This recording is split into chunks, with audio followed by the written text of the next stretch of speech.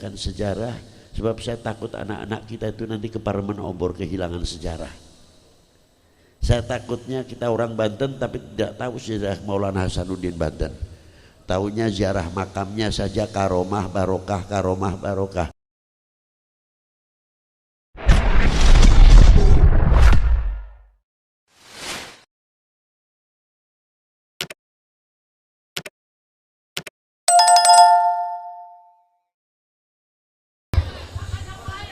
Allahumma sholli alaihi. Assalamualaikum warahmatullahi wabarakatuh. Alhamdulillahi wahdah, wassalatu wassalamu ala as-sayyid al-kamil bil fadail alladhi khassastahu fil azali bisahibi jami'i sifatil kamaliyah, jami'il hasanatil qur'anil qudsiyah, munfaridi fi khalqihi wa khuluqihi bi ashrafil khususiyah, an-nabiyil ummi al-maktubi baina katifaihi khatamun nubuwah,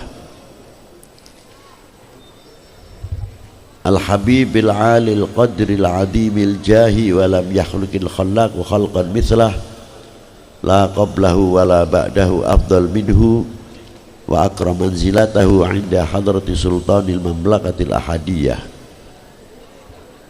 wa ja'altahu wasitatul udhma li ahli la ilaha illallah sayyidina Muhammadur Rasulullah sallallahu alaihi wa ala alihi wa sahbihi fi kulli lamhati wa nafasin adada ma wasi'ahu ilmullahi amma ba'du. Hadratil muhtaram al-mukarramun, para sesepuh, bini sepuh, para alim ulama yang selalu saya banggakan. Bagaimana tidak, beliau adalah hamba-hamba Allah yang diberi fadl oleh Allah Ta'ala menjadi pewarisnya para nabi. Saya pribadi ingin dimasukkan sabdanya Nabi sallallahu alaihi wasallam, almar'u ma'aman ahabba, kelak manusia akan dikumpulkan dengan orang-orang yang dicintainya. Yang saya hormati para sesepuh, para alim ulama, maaf apabila saya tidak bisa menyebutkan satu persatu, tidak berarti kita mengurangi hormat kami, hormat saya, cinta saya kepada para beliau. Dan yang saya hormati Bapak Bupati atau Wali Kota Tangerang atau yang mewakilinya, Bapak Kapolres Tangerang Kabupaten dan Kota yang saya hormati, Bapak Dandim atau yang mewakilinya, Pak Camat, Pak Danramil, Pak Kapolsek serta jajarannya, bapak-bapak dari instansi pemerintahan sipil TNI Polri yang selalu kami banggakan, panitia penyelenggara dalam rangka halal bihalal di pondok pesantren Miftahul Khair, dan yang saya hormati Suryah Nahdlatul Ulama Kabupaten Tangerang atau kota, tanfidiyahnya serta banon-banon dari muslimat, fatayat, IPPNU, IPENU, GP Ansor, Banser, hadirin, dan yang saya hormati Bapak Kepala Kelurahan atau Kepala Desa naon itu, Desa Surabakti, dan yang saya hormati hadirin wal hadirat, dan saya hormati adik-adik kita, mas-mas kita, para pelajar pesantren di Pondok Pesantren dan Madrasah Miftahul Khair. Semoga kalian mendapat ilmu yang manfaat, fiddin wa dunya wal akhirah. Itu harapan saya. Saya ketika pesantren dahulu dipesan oleh orang tua saya, dipesan oleh guru-guru saya,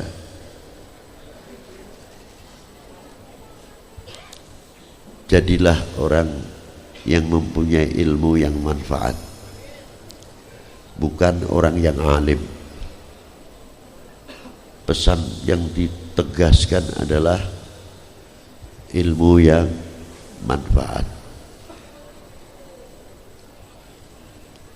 Ilmu yang manfaat adalah sangat mahal. Ilmu yang manfaat itu saya umpamakan mungkin tidak tepat, umpamanya terlalu kecil dibanding dengan nilai ilmu. Apa diantaranya? Garam. Semua masakan memerlukan rempah-rempah atau bumbu. Tapi kalau tidak ada garamnya, rasanya wallahu a'lam. Tapi masakan menjadi enak itu karena sebab garamnya. Penggunaan garamnya dengan bumbu yang lain dibandingnya jahe, kunir atau koneng atau laos dan lain-lainnya lebih banyak jumlahnya. Tapi kalau garam hanya sedikit. Itulah bagian daripada contoh ilmu manfaat. Pengembangan kemanfaatan ilmu ini telah dibuktikan oleh beberapa tokoh-tokoh ulama kita.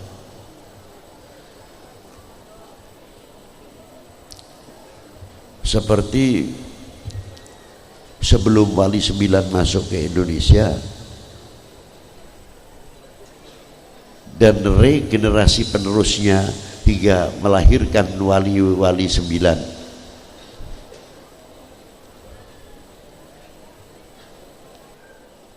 apakah regenerasi penerus Wali Sembilan itu putus?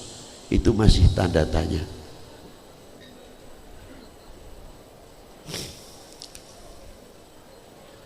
Begitu pula generasi bangsa kita.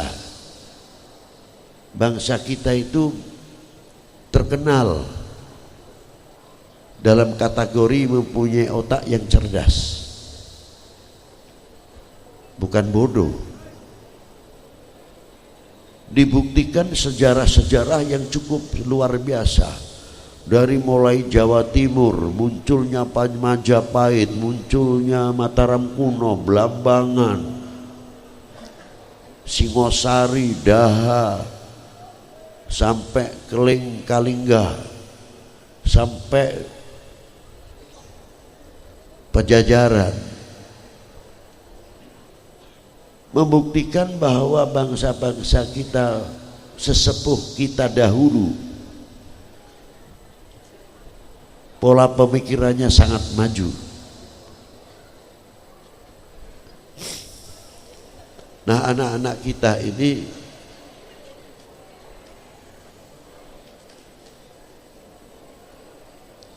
sudah seharusnya mempelajari sejarah umat, mempelajari sejarah bangsa, sehingga kita-kita ini tidak menjadi umat yang keparemen obor.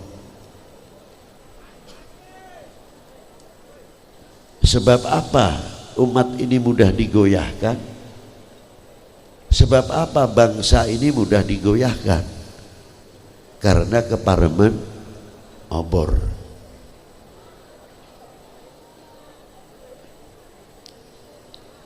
Maka kita apabila mengetahui begitu besarnya Indonesia ini, sangat luas,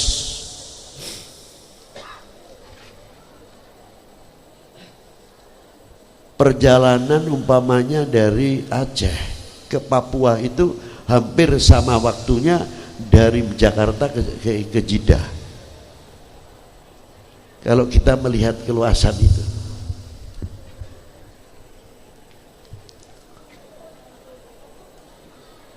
Peninggalan-peninggalan sejarah, peninggalan budaya-budaya yang dirintis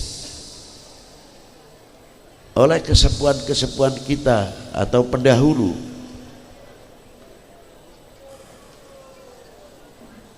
sangat menantikan siapa yang bisa membangun bangsa ini, bisa menjawab tantangan umat dan tantangan bangsa.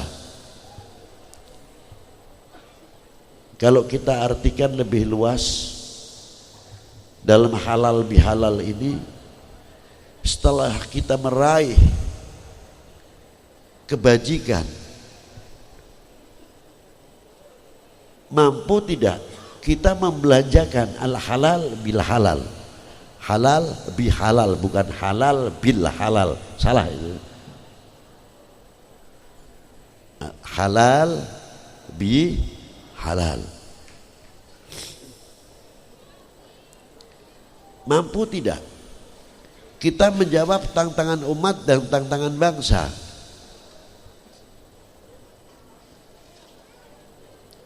Semuanya adalah di pundak kalian semuanya, khususnya generasi muda ke depan, bukan di pundak bangsa lain.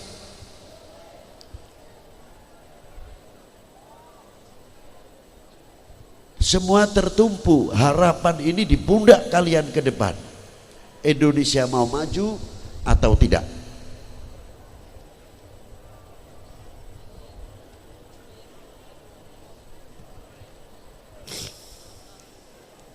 Coba para pendahulu kita ceritakan, kita rintis. Dari mulai abad kedua, wakilah sejarah abad ke-1, Islam sudah masuk ke Indonesia.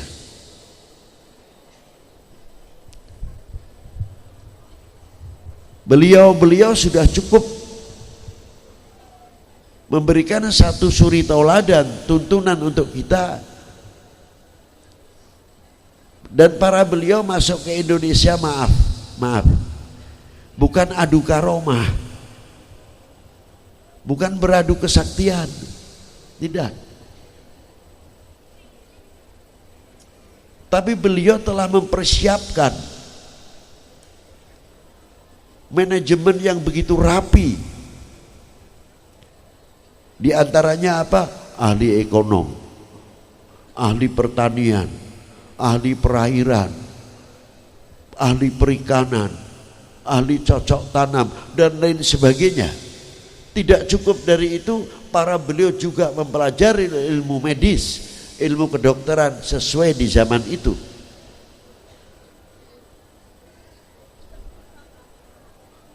Karena ilmu kedokteran dalam dunia Islam, khususnya ilmu kedokteran di dunia Timur Tengah, sudah lebih maju. Di antaranya yang maju ilmu obat-obatan dan kedokteran, satu Arab, kedua Persia, ketiga Cina. Ini yang sudah ilmu tua dalam ilmu kedokteran. Bahkan di dunia Arab pada waktu itu sudah mampu bedah sesar, walaupun tidak manusia. Ketika unta itu akan melahirkan tidak mampu, sudah uji coba bedah sesar unta tersebut sehingga selamat. Artinya di sini kemajuan luar biasa.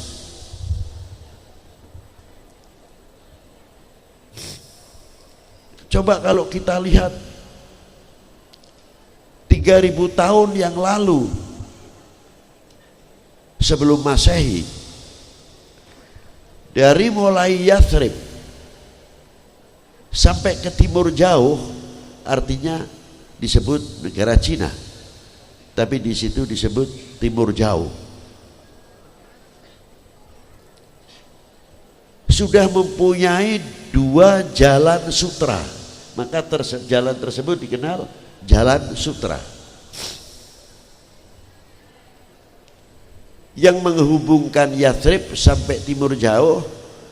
Di tengah India melalui Uzbekistan, Persia kuno dahulu, ada cabang yang masuk ke Asia langsung ke Indonesia. Itu jalan sutra.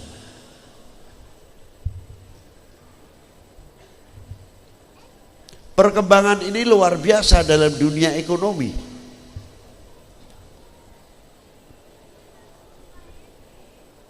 Dalam dunia ilmuwan luar biasa, khususnya Timur Tengah. Ilmu aljabar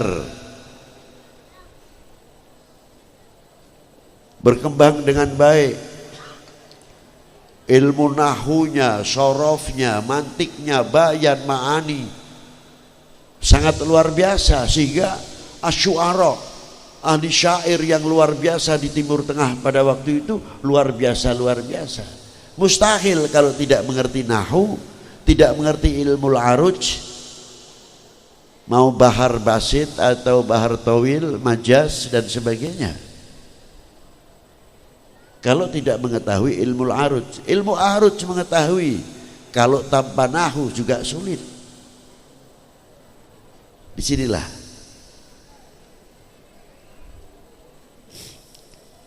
dan sebelum negara lain berpakaian rapat, Timur Tengah, Timur Jauh pakaiannya sudah rapat,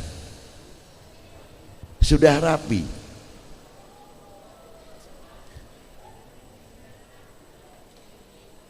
Tapi mengapa yang begitu hebatnya maju mendapat predikat jahiliyah?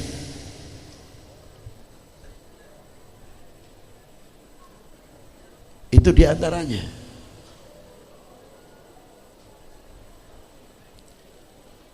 Sebab apa?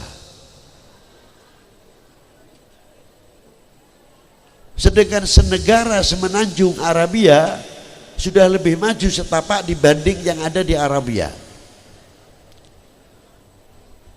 Tidak sempat membangun ekonomi secara kompleks. Padahal orang-orang Arab dahulu penguasaan ekonominya, perdagangannya, dan menguasai ilmu falak. Bagaimana cara di laut, bagaimana di padang pasir, ilmu perbintangan sangat luar biasa.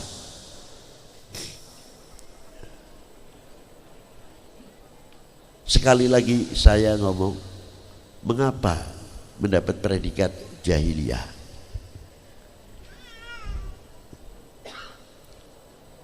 Itulah.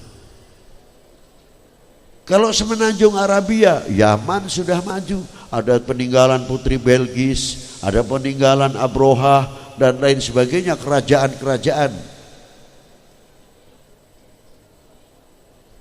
Suria sampai ke daerah Turki, Romawi kuno, peninggalan situs-situs sejarahnya sebagai tanda bukti yang otentik.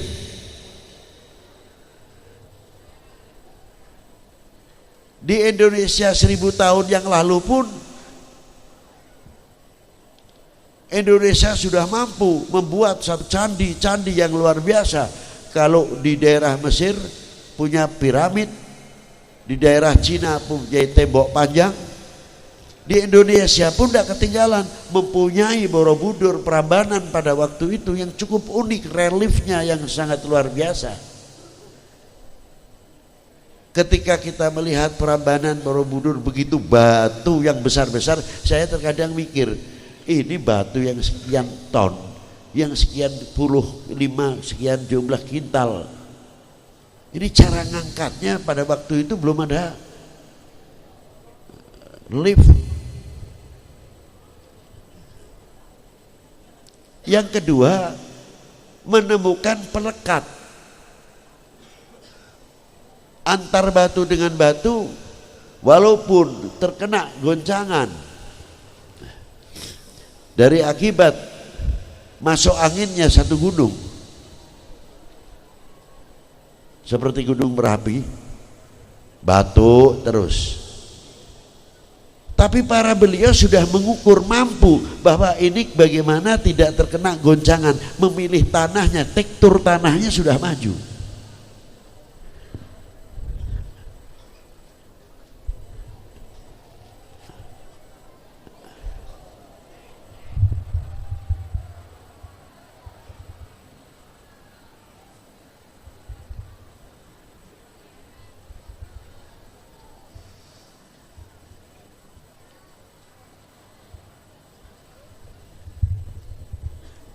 Sekali lagi Mas Santri ya, saya itu paling tidak suka ada pengajian yang suaranya mesti ngobrol sendiri, itu saya paling anti itu.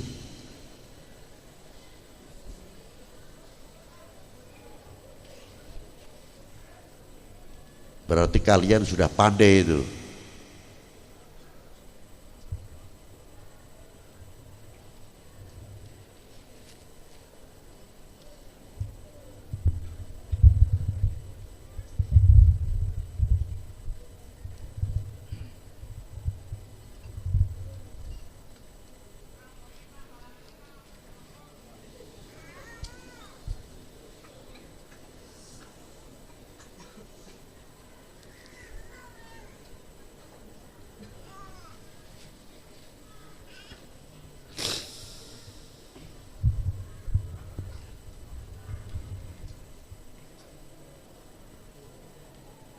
Nah, kita kembali ke keberadaan Timur Tengah pada waktu itu. Obat-obatan juga sudah maju.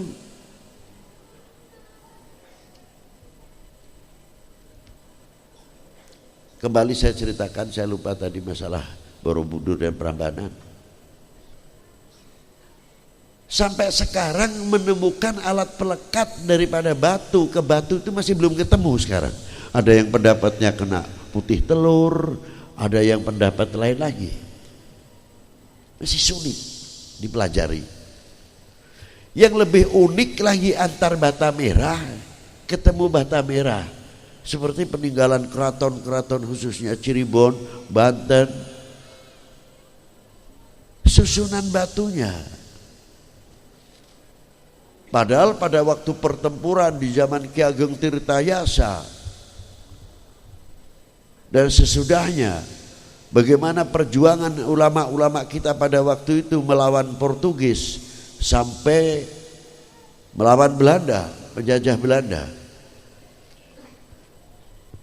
Bekas gempuran meriamnya itu tidak fatal, batu merahnya ancur-ancur, tapi kok tidak berantakan sekaligus. Ada apa? Nah, kalau kita jawabnya simpel, memang tidak mau berpikir. Itu karomah beb, lo larinya jauh lagi. Kapan majunya kalau sedikit-sedikit karomah? Kita diberi ilmu oleh Allah Ta'ala. Nanti di luar kemampuan akal kita, baru itulah kemuliaan, perlindungan Allah Subhanahu wa Ta'ala dan ilmu yang telah diberikan kepada para walinya, para auliyanya.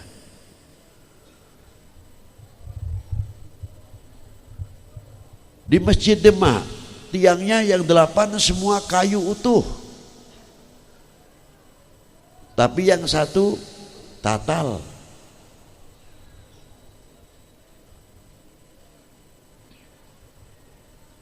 Satu meter panjangnya dijumlah sampai 1 meter bulat, begitu diikat oleh besi, disambung, terus disambung, ditumpuk 1 meter 1 meter. Apa sebab dikasih istilahnya tiang tatal atau soko tatal? Ya jawabnya sama, keramat lagi. Maaf, bukan saya tidak percaya dengan karomah, tidak. Ini satu contoh. Ternyata tanah Demak pada waktu itu masih banyak pengaruh gambut, sehingga tanahnya itu banyak goyang. Perumahan mulai Purwodadi, Gubuk sampai Demak pakai rata-rata rumahnya pakai dang.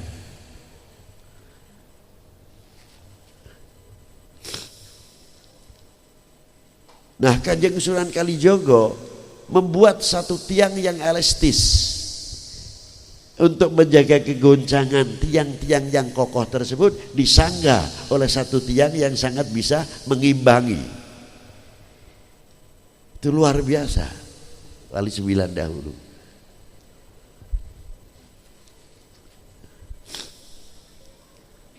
Jadi jangan mengira orang tua-tua kita dahulu itu bodoh. Itu diantaranya. Kembali kepada Timur Tengah.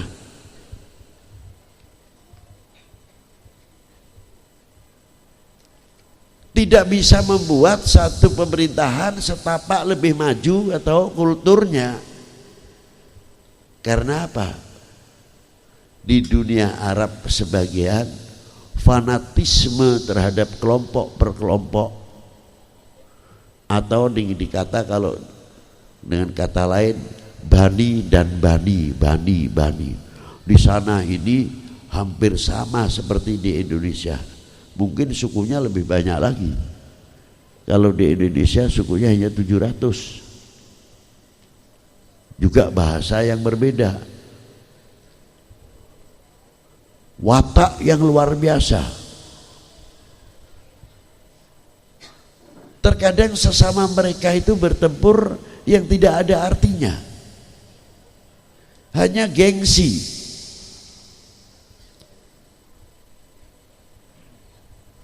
Yang akhirnya menjatuhkan korban. Ini hebatnya. Sulit untuk dipersatukan. Makanya baginda Nabi diturunkan di tanah Arab, bukan di negara yang sudah culture-nya lebih maju. Berat.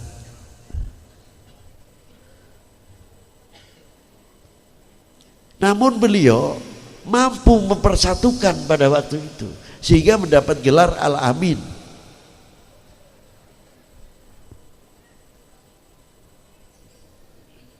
Beliau mendapat gelar Al-Amin ketika pada waktu itu hampir saja pertumpahan darah sebab mau memasukkan Hajar Aswad.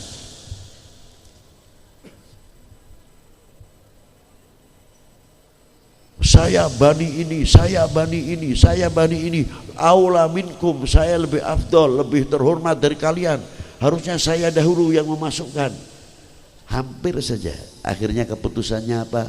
Secara mufakat, barang siapa masuk Masjidil Haram pertama kali dan seorang pemuda yang jujur, dialah yang berhak. Ternyata subuh awal yang masuk ke Ka'bah adalah baginda Nabi sallallahu alaihi wasallam di lingkungan Masjidil Haram ini. Di sini perlu kita banyak belajar. Seorang pemuda, kalau saya berbeda. Saya dapat kepercayaan sifat monopoli manusia. Walaupun tidak semuanya. Loh, saya kan terpilih kok. Harus saya yang memasukkan. Dan saya yang ditunjuk kok. Tapi Rasulullah tidak mempunyai sifat demikian. Mutawadhi'an sadidil haya'i wa tawadhu'. Digelar surbannya. Semua kepala-kepala suku dikumpulkan untuk memegang setiap pojok-pojok dari surban itu. Hajar Aswadnya ditaruh di tengah, diangkat kebersamaan luar biasa. Ini yang perlu kita tiru sebetulnya. Sehingga Rasulullah mendapat gelar apa? Al-Amin. Apakah pada waktu itu sudah mayoritas Muslim Islam? Dengan kesadarannya para mereka memberikan gelar percaya kepada Al-Amin, kepada Rasulullah sallallahu alaihi wasallam. Terkadang saya bertanya, kemana sih Al-Amin sekarang? Regenerasi yang bisa meneruskan Al-Amin perekat umat, perekat bangsa, pengayom umat, pengayom bangsa.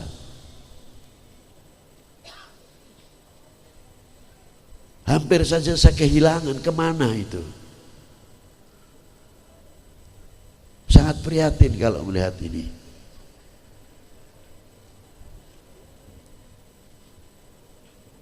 Lain daripada itu pada waktu hijrah baginda Nabi sallallahu alaihi wasallam. Begitu hijrah bukan hijrah tuntutan perut ataupun takut. Coba nanti kalau sewaktu-waktu ada ini pemasukan sedikit, hari ulang tahun hijrah Muharram tanggal 1,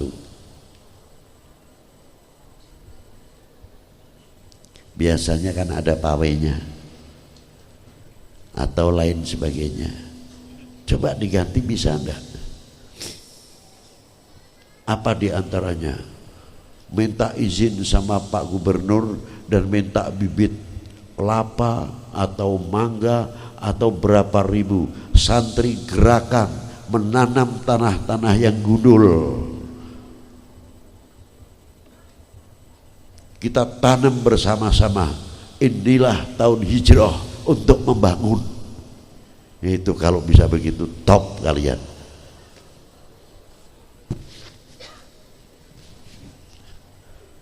Ya maaf, bukan ditrik terus Allahu Akbar, Allahu Akbar, Allahu Akbar, bukan.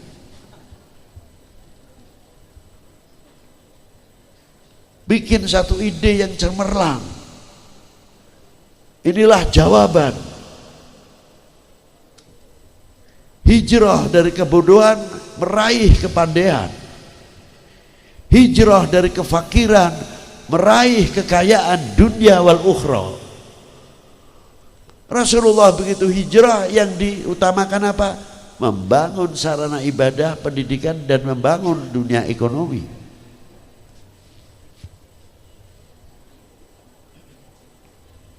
Luar biasa. Sehingga terjadi perjanjian deklarasi Madinah.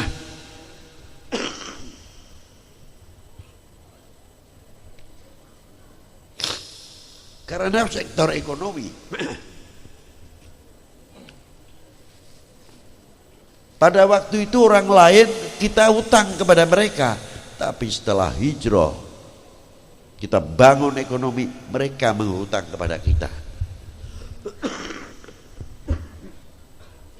Itu hebatnya.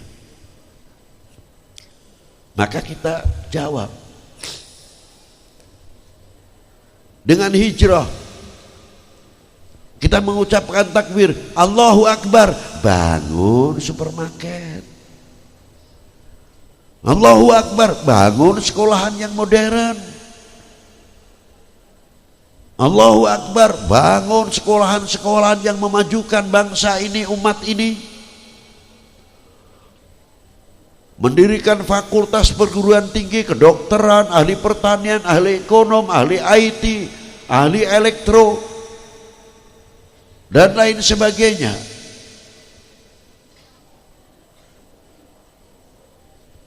Allahu Akbar, panen supaya baik bagaimana? Allahu Akbar, ekonomi supaya bagus, sebab masjidnya nanti, pembangunan masjid madrasah, kesejahteraan para tenaga pendidik terjamin semuanya. Bukan Allahu Akbar saja. Lah inilah. Maka bekal ini dibawa oleh tokoh-tokoh ulama-ulama terdahulu, kepanjangan tangan menyampaikan, mengenalkan siapa baginda Nabi sallallahu alaihi wasallam.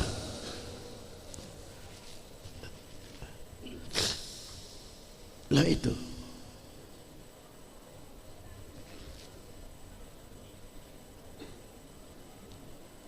Ma'asyiral muslimina rahimakumullah. Berapa puluh ulama-ulama mempelajari teknologi, ekonomi, pertanian, diteruskan oleh regenerasinya pimpinan Al-Imam Jamaluddin Husain, tapi sebelumnya masuk ke India dahulu. Maaf para ustadz, para kiai, saya menceritakan sejarah sebab saya takut anak-anak kita itu nanti ke parlemen obor kehilangan sejarah. Saya takutnya kita orang Banten tapi tidak tahu sejarah Maulana Hasanuddin Banten. Tahunya ziarah makamnya saja karomah barokah, karomah barokah. Kata bagaimana sejarahnya? Tahu. Ini yang saya khawatirkan. Walaupun sudah ada tidak berarti tidak ada.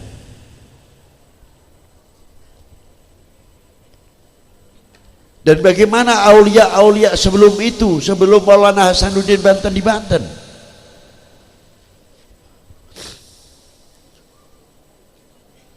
Al-Imam Amir Abdul Malik bin Alwi Amal Faqih yang meninggal pada tahun 613 Hijriah.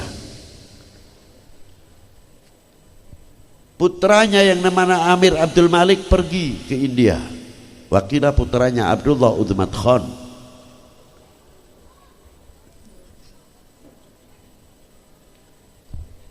Masuk ke daerah Nasrabat, lingkungannya pada waktu itu dua agama yang kuat. Bagaimana para ulama-ulama kita mempelajari, membuat satu adaptasi yang luar biasa sehingga tidak terjadi benturan-benturan.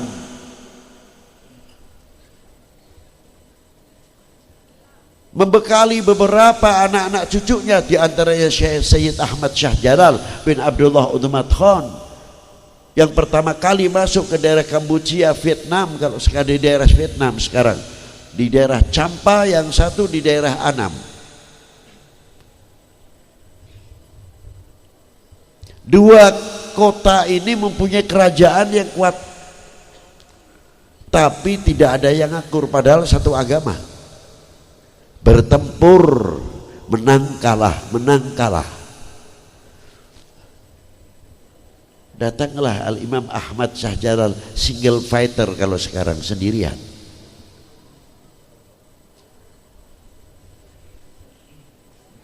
Begitu beliau datang, dengan akhlaknya luar biasa, ilmunya yang luar biasa, ramah kepada siapapun, basyasyah, senyum yang tidak dibuat-buat, mampu merangkul, padahal pada waktu itu belum satu agama.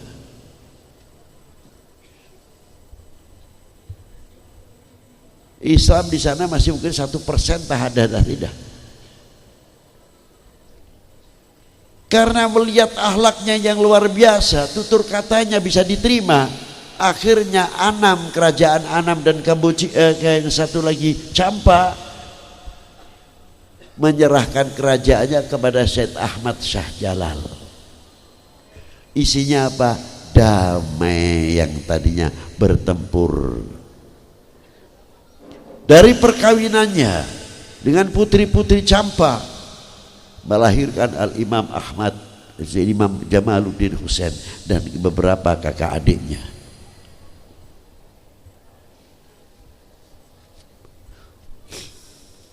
Tersebar di antara putranya Al-Imam Ahmad Shah Jalal dan Udmat Khan, ada yang masuk ke negeri Cina juga, seperti Toha Saiful Islam,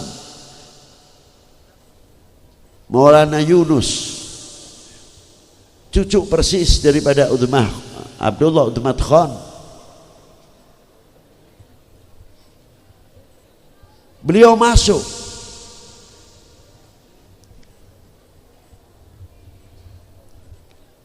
yang akhirnya masuk ke Indonesia, sehingga berdirilah kerajaan Aceh, Pasai. Sudah berdiri sebelumnya, tapi agamanya berbeda. Muncul Al-Malikus Saleh, raja pertama Muslim di antaranya. Sampai sekarang ma'ruf Malikus Saleh. Intisyar dunia Islam luar biasa, tapi apa yang dihadapinya cukup menjadi perhatian.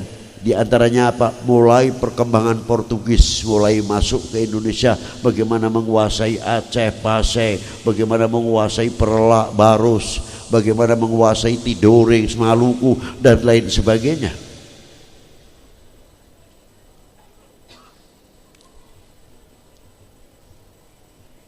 Berjuang luar biasa para beliau. Ini saya ceritakan untuk diperhatikan kalian. Mengapa kerajaan yang sudah berdiri hebat seperti di Malaka, kekuatan Islam luar biasa, munculnya Demak itu ditakutkan kalau menjadi untuk pusat penyebaran Islam kedua setelah Malaka. Kekuatan yang luar biasa bisa dihancurkan begitu saja, sampai tentara Demak mengirimkan, Sultan Abdul Fattah mengirimkan putranya Adipati Yunus datang.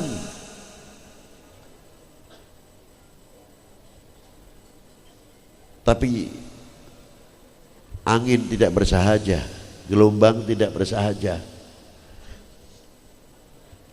Terpaksa pasukan yang besar yang dipimpin oleh Adipati Yunus minggir semua ke Lembang karena sudah cukup tertelan prajuritnya oleh gelombang. Tapi mengapa Malaka kok bisa jatuh pada tahun 1511? Karena diobok-obok dari dalam, bukan dari luar.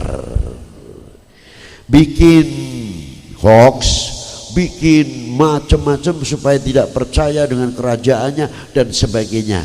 Mulai tumbang pada waktu itu. Hembuskan Sultan Mahmud pada waktu itu, seorang yang rakus atau seorang yang apa, bagaimana dan sebagainya. Inilah, ingat untuk mata pelajaran kalian semuanya.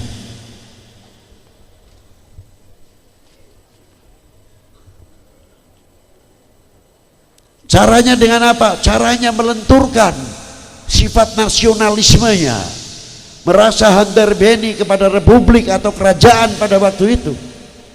Hancurkan dahulu sehingga tidak percaya dengan tentara kerajaan, tidak percaya dengan rajanya, hulu balangnya dan sebagainya. Itu cara-cara begitu.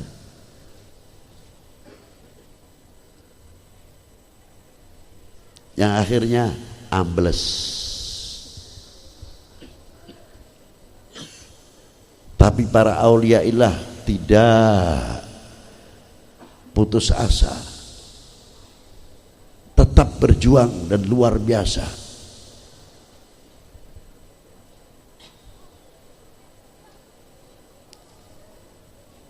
Syarif Hidayatullah Sunda Kelapa dipimpin, yang diperintah oleh Maulana Sultan Muhammad Aliuddin Raden Trenggono. Beliau memimpin dengan Said Fadil di Sunda Kelapa. Bertempur tidak cukup 1 bulan 2 bulan menghadapi Portugis, sampai 3 tahun. Dikira apa? Sehingga meraih kemenangan yang luar biasa menjadi Jayakarta. Tuh.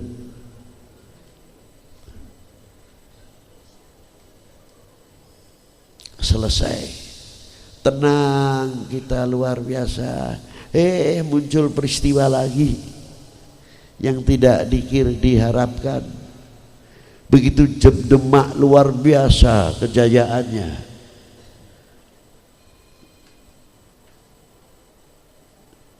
Pada setelah meninggalnya Sultan Aliuddin Adipati Trenggono meninggal, apa anak cucunya sebagian berebut tumpeng, berebut kursi. Akhirnya itu pun muncul fitnah yang luar biasa. Yang pro Aryo Penangsang, yang pro Raden Wijaya, yang pro ini. Loh, itulah pada zaman itu. Ini suatu peringatan untuk kita semuanya.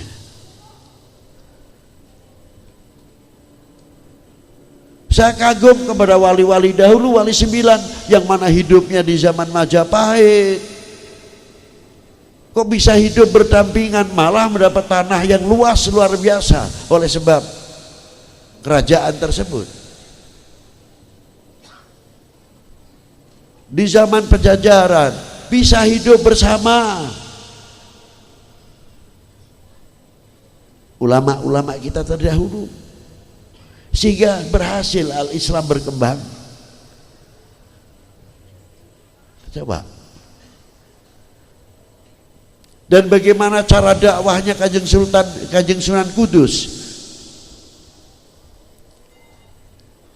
Sunan Kudus orangnya alim sekali, sangat muhadits dan mufasir di zamannya, tapi beliau tidak mengarang kitab.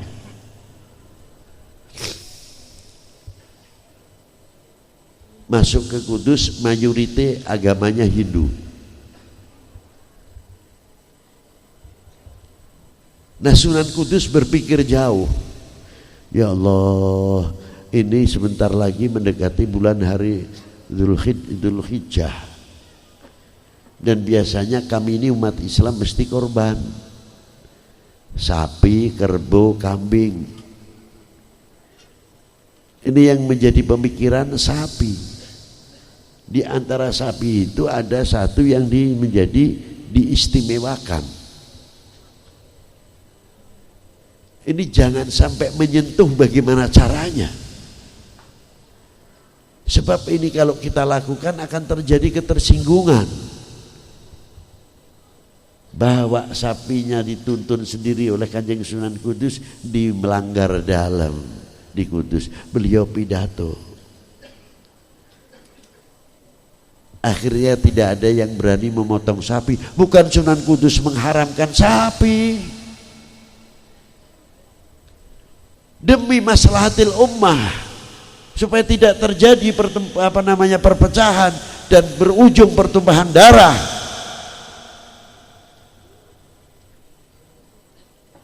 Hebatnya begitu. Akhirnya Raja Poncowati datang ke Maulana Ja'far Shadiq. Ya Maulana Ja'far Shadiq, apakah demikian ajaran al-Islam? Kenapa? Kok indah betul, sejuk benar.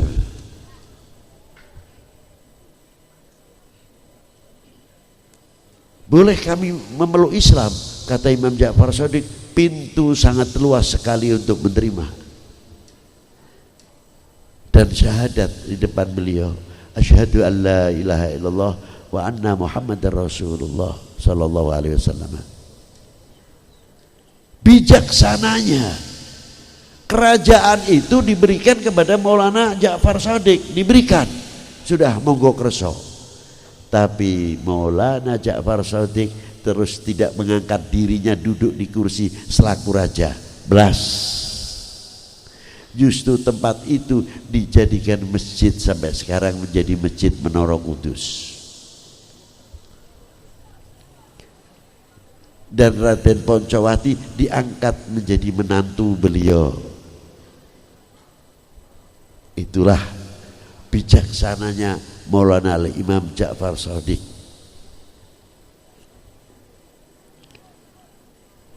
Perjuangan beliau. Beliau pun tentang peristiwa Demak tidak terlepas, dikira mulus, juga kena fitnah. Apa diantaranya? Oh, ini kan gurunya yang memelihara Aryo Penangsang. Padahal kalau Aryo Penangsang dan CS-nya tidak ditutupi, dilindungi oleh ini, lebih berbahaya nanti di luar. Allah, itulah. Akhirnya mana Demak? Selesai, pindahnya ke Pajang.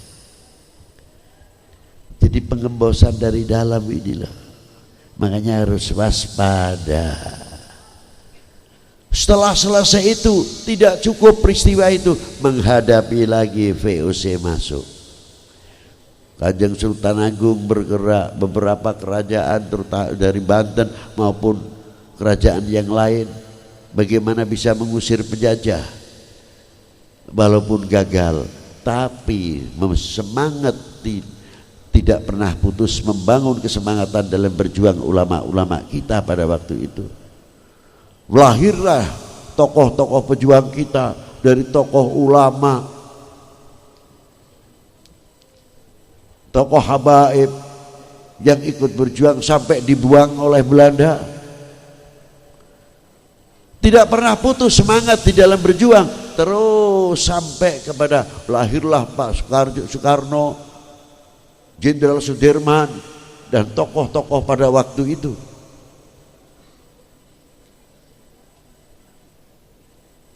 Jadi kalau kita melihat itu,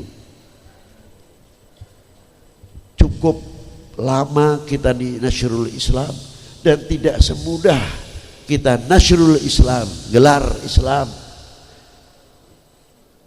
disusul dengan perjuangan yang lain. Berapa ulama-ulama kita ikut andil besar di dalam memerdekakan bangsa ini dari belenggu penjajah dan kebodohan. Makanya kalau kita ingat kepada perjuangan-perjuangan para beliau, pasti kita tidak akan menjadi umat atau bangsa yang mudah dipecah belah. Kita itu tinggal enaknya, wahai saudara-saudaraku, anak-anakku. Bapak-bapak ini semua, kita ini 1945 sudah lahir atau belum? Di mana pada waktu itu? Hah? Paling jawabnya belum lahir sebagian. 47 juga belum lahir. 48 ada peristiwa apa di Madiun?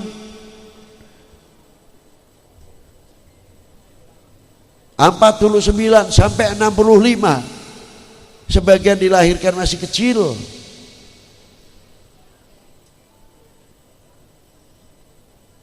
Berarti kita ini belum pernah mengangkat bambu runcing atau senjata, tapi pernah mengangkat bambu runcing ikut karnaval 17-an.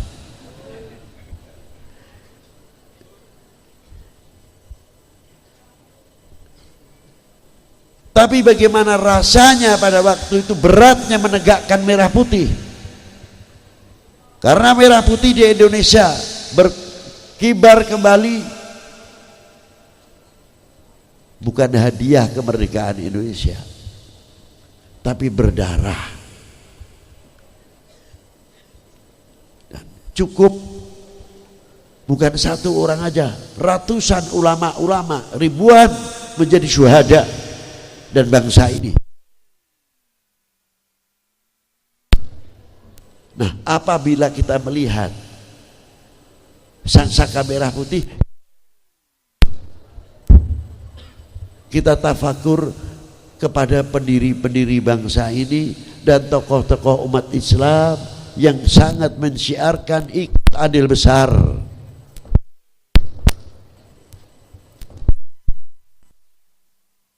Hanya apa? Sampai sekarang para beliau masih bisa mempersatukan umat,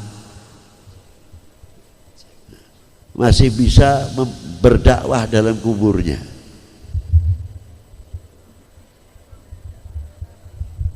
Saya buktikan, orang ziarah ke Maulana Hasanuddin Banten, waktu saya kecil ziarah ke situ itu sepi.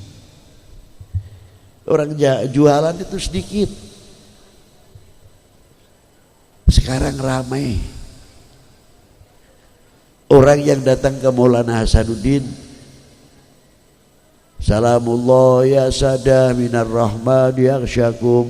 Ada lagi, assalamualaikum ya waliullah, assalamualaikum ya ahlil kubur, ya ahli daril qaumil mu'minin. Kalau ziarah ke beliau, apa yang Anda lihat ketika kita ziarah kepada Maulana Hasanuddin Banten, Maulana Yusuf, sampai ke ayahnya Maulana Syarif Hidayatullah Gunung Jati, sampai ke wali-wali lainnya? Orang yang datang ke situ bisa tahlil, bisa baca Quran, tasbih, sholawat. Berarti beliau di dalam kuburnya masih bisa dakwah. Gak ada orang yang ziarah ke Maulana Hasanuddin terus joget, takut, padahal sudah mati.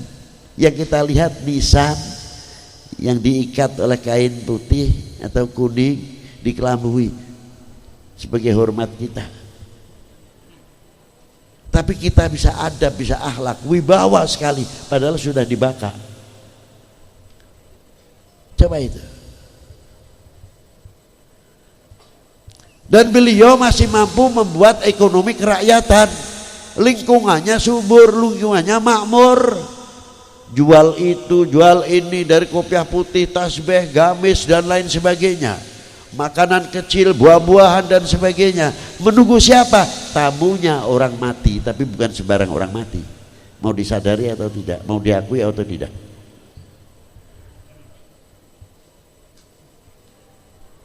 Kalau di situ tidak ada, cuma hanya masjid, tidak ada makamnya Maulana Hasanuddin Banten, Mangkubumi, Ali Mangkubumi, Abdul Mafakhir, Maulana Hasanuddin, dan Sultan Nasruddin Ahmad Abdul Wahab dan lain sebagainya.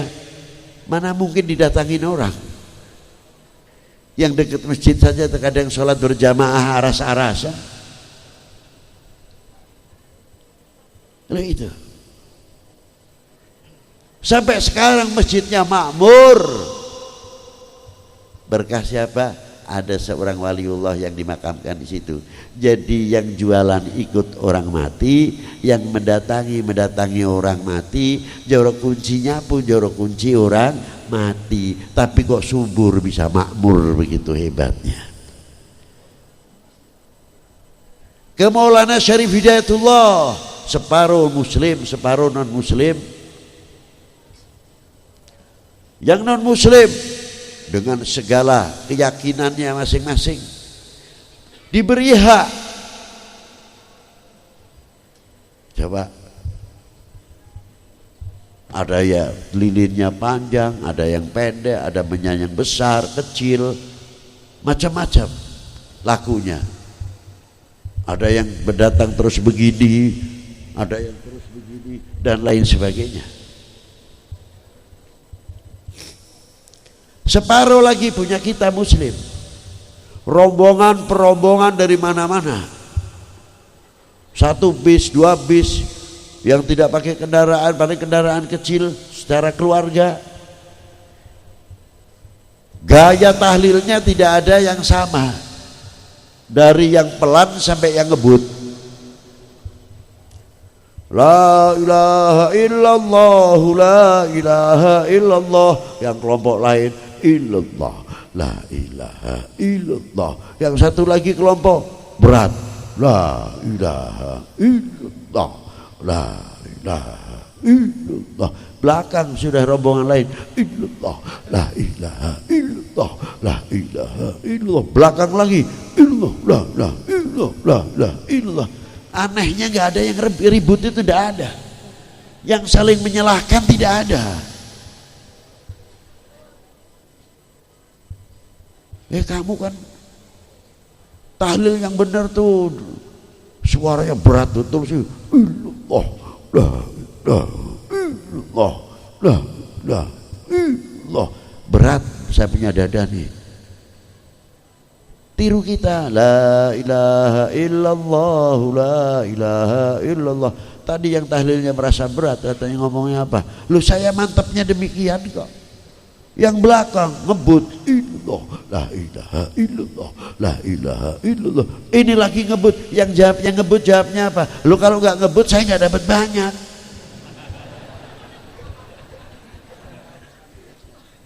Anehnya tidak ada. Maka ketika Habib Lutfi ditanya apa sih istimewanya ziarah Wali 9? Oh, ada istimewa yang paling top. Mungkin karomahnya Habib ya, terlalu tinggi. Barokahnya, apalagi barokah, akan mendapat barokatul ulama. Mahabbah aja kagak mau dapat barokah. Sebabnya apa? Allah Ta'ala akan menurunkan 3 perkara kalau umat ini sudah jauh dengan ulama. Yang pertama apa? Diangkat yarfa'ullahul barokatihi min ma'isyatihi. Kalau sudah ekonominya diangkat, barokahnya, ya jangan tanya. Jadi kalau mau ngancurkan ekonomi itu gampang, jauhkan umat ini dengan ulama, nanti barokat dijabut oleh Allah Ta'ala. Taunya sepi saja. Tapi pasaran sepi-sepi ya memang kelihatannya ya. Tapi tidak heran juga yang umroh semakin banyak. Yang haji kuotanya aja tidak cukup.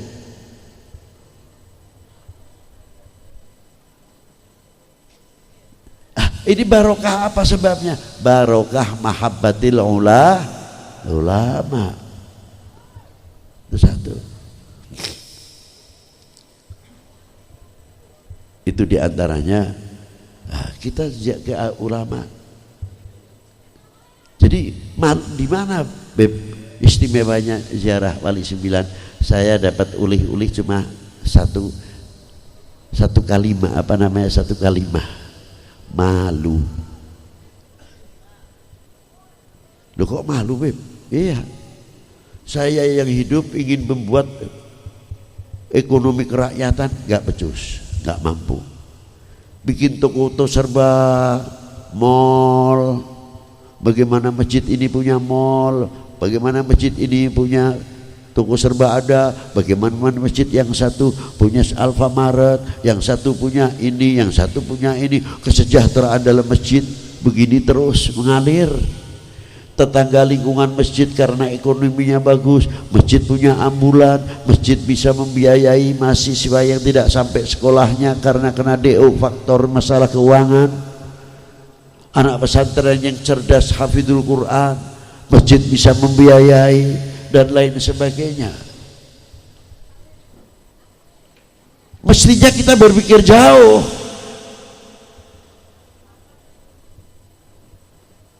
Ini satu contoh. Ini masjid umpamanya memang kontroversi yang saya ucapkan, bisa saja.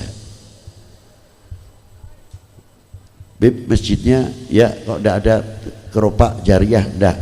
Anda mau masukkan modal di sini oke, tapi jangan jariah dulu, jangan wakfiyah, harta kekayaan non jariah untuk kepentingan perkembangan dunia Islam. Tapi yang menguasai, yang mengatur kita serahkan kepada nadirnya masjid. Yang wakaf tanahnya juga sama, yang akan memberikan tanahnya bukan wakaf atau jariah, sehingga panennya dan lain sebagainya sebagian dihitung untuk kepentingan masjid, sebagian untuk kepentingan masyarakat. Bagaimana janda-janda kita, ibu-ibu kita yang jompo, bagaimana anak-anak didik kita, anak pelajar kita, anak-anak yatim kita dan lain sebagainya. Terkadang saya prihatin, uangnya masjid ratusan juta, maaf bukan saya mengkritik, tapi tetangga lapar tidak tahu. Loh ini. Nah kita sudah dikritik oleh Wali Sembilan. Kalau kita ziarah ke Maulana Hasanuddin Banten, Maulana Syarif Hidayatullah mampu membangun ekonomi kerakyatan. Ini pendidikan untuk kita. Malu kita kepada orang yang mati. Isinya ribut saja, pecah belah. Alhamdulillah kemarin pilkada, pilgub, ya bagaimanapun juga alhamdulillah tenang, tidak ada permasalahan. Berarti kita sudah mulai, pemikirannya sudah naik, sudah mulai bagus sekali. Lah inilah.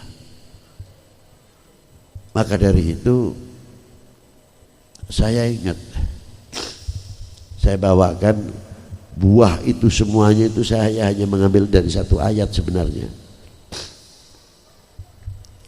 Qul in kuntum tuhibbunallah fattabi'uni yuhibbukumullah.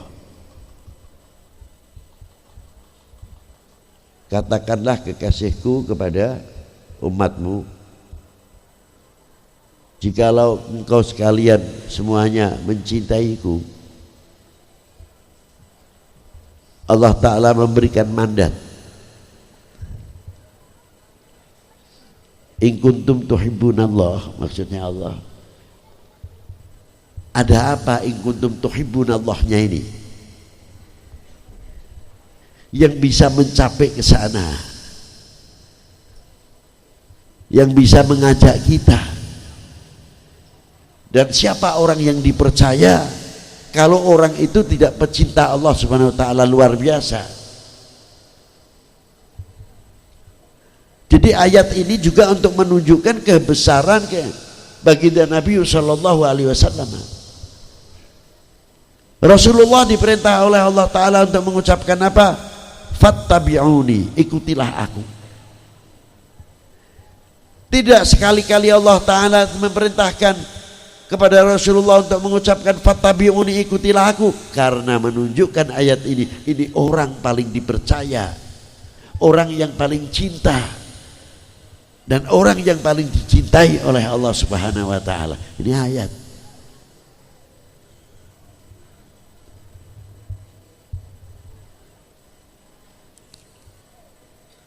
Siapa yang diperintahkan oleh Allah Ta'ala untuk mengucapkan fattabi'uni, Yasin wal Qur'anil Hakim innaka laminal mursalin ala siratim mustaqim. Siapa yang diperintahkan oleh Allah Ta'ala untuk mengucapkan fattabi'uni wa innaka la'ala khuluqin azim. Demikian pangkatnya Rasulullah. Siapa yang diperintahkan oleh Allah Ta'ala untuk mengucapkan fattabi'uni? Manusia yang tidak pernah dipanggil namanya belaka oleh Allah Ta'ala, tapi gelar-gelarnya dipanggil oleh Allah. Ya ayuhan nabi, ya ayuhan rasul, ya mudathir, ya muzammil. Tidak ada kalimatun nida ya Muhammad atau ya Ahmad. Jadi kalau kita ingin cinta kepada Allah, belajar pintunya melalui baginda Nabi sallallahu alaihi wasallam. Nah itulah. Kalau kita ingin mendalami isi Al-Quran luar biasa, ikutilah yang diperintah oleh Allah Ta'ala untuk mengucapkan fattabi'uni, yakni baginda Nabi sallallahu alaihi wasallam. Ini satu contoh. Yuhibbukumullah, kelak kita akan dicintai oleh Allah Subhanahu wa Ta'ala. Sahabat bertanya, mata aku na mukminan shadiqan ya Rasulullah, sejauh mana kita dikategorikan mukmin? Dijawab oleh baginda Nabi, idza ahbabtallah, selagi engkau mencintai Allah. Selanjutnya ya Rasulullah, selagi mencintai utusannya.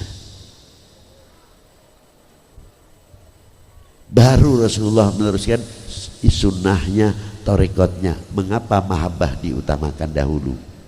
Karena kalau orang mahabbah, mencintai, itu cenderung tidak mau membuka aibnya orang yang dicintainya.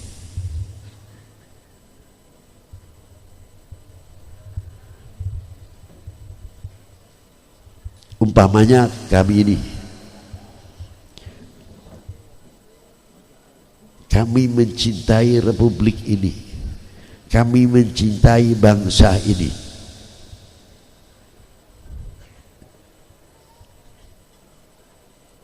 Mencintai tanah air ini, walaupun sehelai rumput yang kering dan sebutir pasir, kan tidak ada artinya kalau dilihat sehelai rumput yang kering. Tapi karena kami merasa handar beni memiliki dan mencintai, nilainya sehelai rumput yang kering dan sebutir pasir sangat tinggi bagi kami. Harusnya itu menjadi pendirian yang demikian.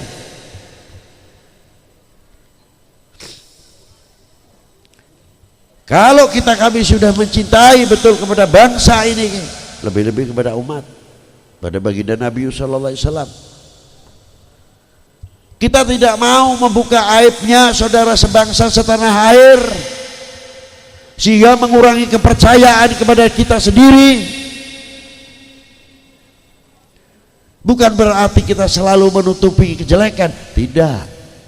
Ada tempatnya cara nasihati, dan tidak akan kita buka aibnya sehingga bangsa lain, orang lain mengetahui. Nah itulah, karena mencintainya. Itu orang mahabbah. Saya mencintai kepada si A, kepada kiai, kepada habaib, kepada ulama, kepada pejabat. Kiai adalah mempunyai wibawa, harus kita jaga wibawanya dalam lingkupnya. Bagaimana cara menjaganya? Tapi kalau selalu kita buka aibnya kiai, ya kapan kiai itu akan berwibawa? Begitu juga kita membuka aibnya pejabat, oknum maksudnya. Mana mungkin pejabat itu akan berwibawa di dalam memimpinnya. Dan sebaliknya, terusnya. Kalau kita bisa menjaga, luar biasa kewibawaan itu. Bukan seenaknya.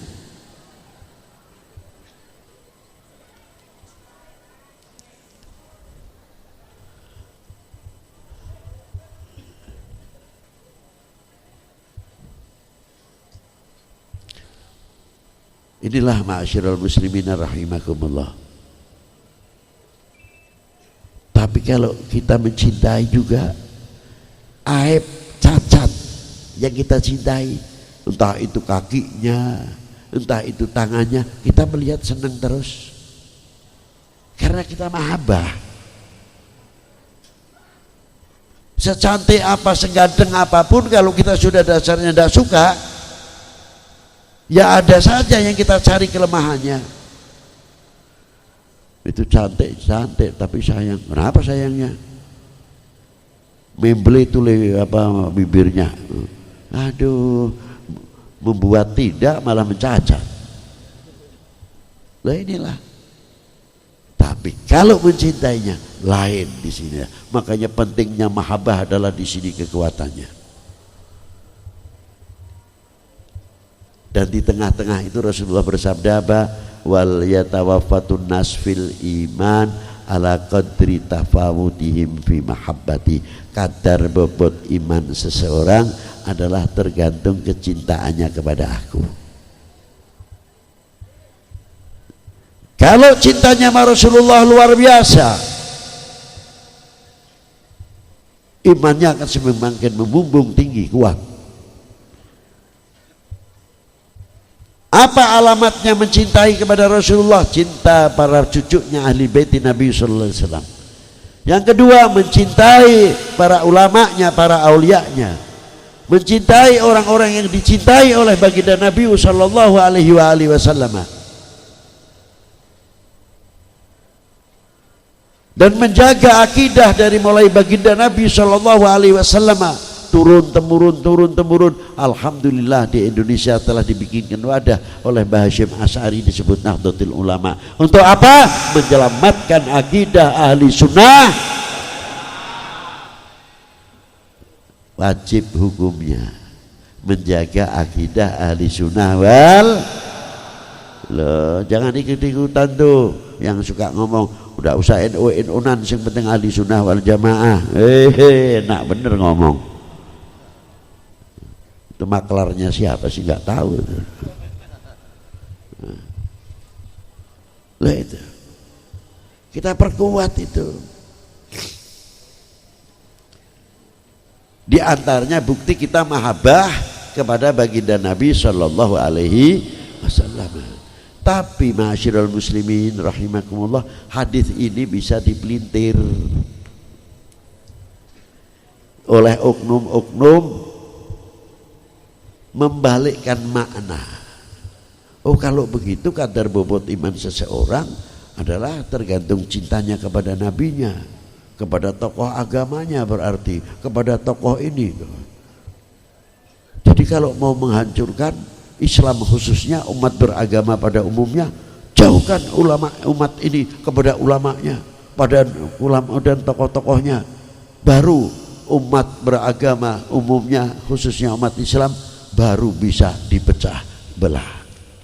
Begitu pula satu sisi ditafsirkan, oh kalau begitu juga sama dong. Gimana kalau mau menghancurkan pemerintahan Indonesia ini? Gampang. Gimana caranya? Jauhkan rakyat ini kepercayaannya kepada bangsanya sendiri, kebanggaan kebangsaannya itu sendiri. Jauhkan, hilangkan, jauhkan kepercayaannya kepada pemerintahnya, kecintaannya kepada negara tanah airnya dan pemerintahnya, kecintaannya kepada TNI Polri-nya, gembosi sedikit, bikin hoak dan lain sebagainya, baru Indonesia dipecah belah. Karena itu dengan mudah